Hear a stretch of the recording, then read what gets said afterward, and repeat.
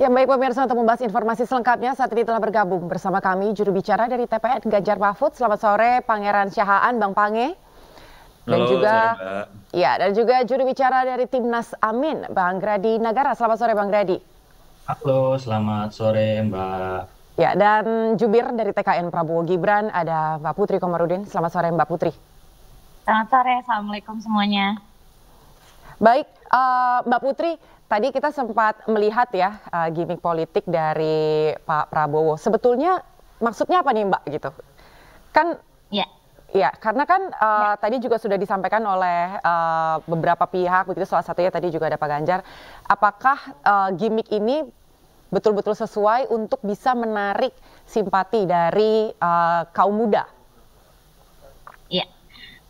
Kalau misalnya soal joget gemoy yang sekarang tuh banyak ditampilkan ya di mana-mana, justru kan ini sebenarnya sesuatu yang menunjukkan kepribadiannya Pak Prabowo juga gitu. Dan ini bukan sesuatu yang kita amplifikasi dari TKN, tapi memang secara natural menjadi menarik buat anak-anak muda gitu, karena memang ini juga menunjukkan sisi humanisnya Pak Prabowo. Jadi sebagai seorang Menteri Pertahanan yang sekarang sudah banyak prestasinya, beliau juga ternyata ketika riang dan gembira itu langsung menunjukkan joget-jogetnya, gaya joget Gatot Kaca beliau bilangnya. Dan ini bukan hanya sekarang baru beliau lakukan, tapi sudah dari pemilu yang lalu, bahkan dari bertahun-tahun yang lalu lah gitu. Tapi ya karena sekarang lebih masif penyebarannya, ada orang yang membicarakan lewat TikTok dan Instagram, itu langsung disebarkan. Jadi banyak orang yang sekarang yang baru tahu terkait dengan joget Gatot Kaca ini.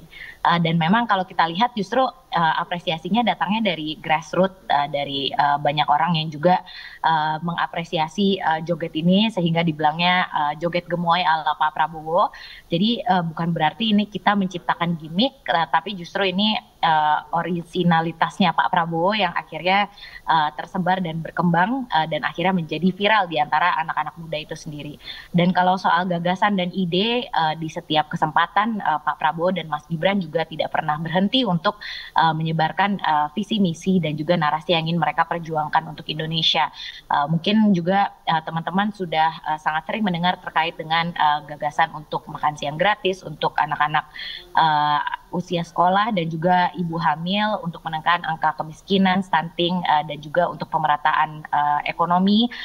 Terus juga kita juga di antara para relawan dan juga pendukungnya Pak Prabowo ini kan juga senantiasa menyebarkan terkait dengan program-program kerja yang akan diusung oleh Pak Prabowo dan juga Mas Gibran. Untuk anak-anak muda, kalau tadi dibilang kita hanya menampilkan gimmick, misalnya kita sudah siap dengan program kredit startup milenial yang kemarin sempat dibahas oleh Mas Gibran juga, supaya anak-anak muda kita terutama yang di dunia startup ini mempunyai kepastian dalam hal permodalan yang kemarin sempat menjadi salah satu permasalahan.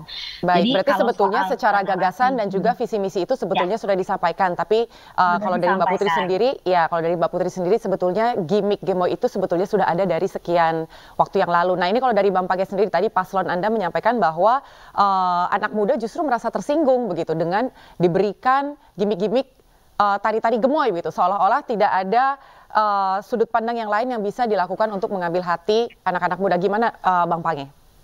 Ya, baik. Jadi pertama saya harus tegaskan dulu bahwa gimmick itu kan bagian dari political marketing ya, dan itu sah-sah aja untuk dilakukan sebenarnya untuk menarik perhatian. Tapi memang alangkah sedihnya kita jika perkembangan demokrasi kita yang menurut saya dari tahun ke tahun itu harus meningkat, itu kita berhenti hanya di level gimmick. Kita tidak lebih dalam membahas soal substansi, kita tidak lebih membahas soal rencana kebijakan seperti apa, di topik-topik, di bidang-bidang yang memang berkenaan langsung dengan anak muda.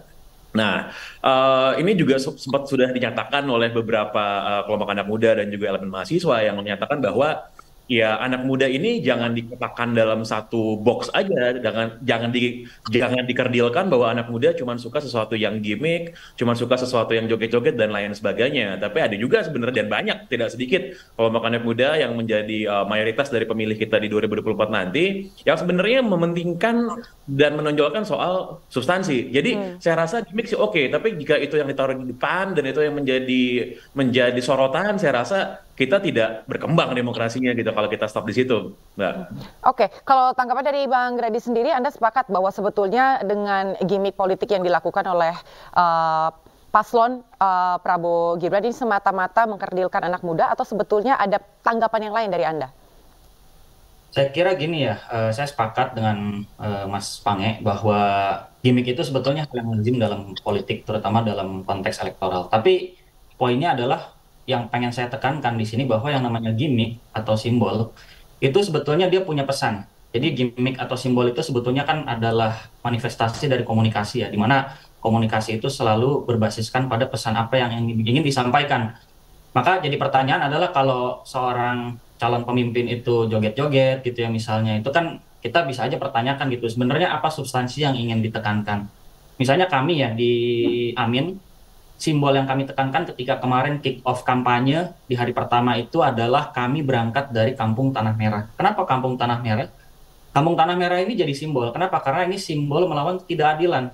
Karena apa? Karena visi, misi, dan gagasan yang dibawa oleh paslon Amin itu adalah Indonesia adil makmur untuk semua. Keadilan itu menjadi kata kunci atau keyword yang selalu kami tekankan dalam setiap penyampaian gagasan, termasuk bahkan di dalam dokumen visi misi yang kami berikan.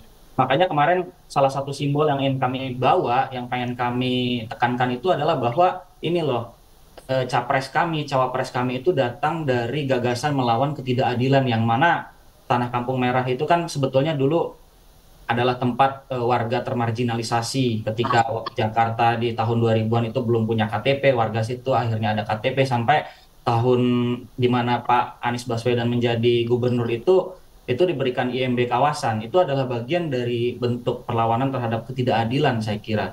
Seperti itu, Mbak. Oke, tadi sebetulnya Mbak Putri juga sudah menyampaikan apa yang menjadi tujuan dari gimmick politik ini, tapi nanti kita akan bahas di episode di dialog yang selanjutnya. Kita akan jeda dulu sesaat. Pemirsa, kami masih akan kembali usai jeda, tetap bersama kami di ID Sore.